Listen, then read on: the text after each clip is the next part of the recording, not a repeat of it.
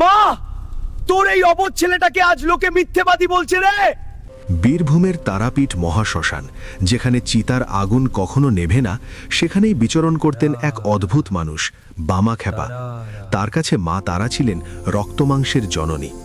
একবার মন্দিরের পুরোহিতরা বামাখ্যাপাকে মন্দিরে ঢুকতে বাধা দেন এবং তাকে প্রহার করেন।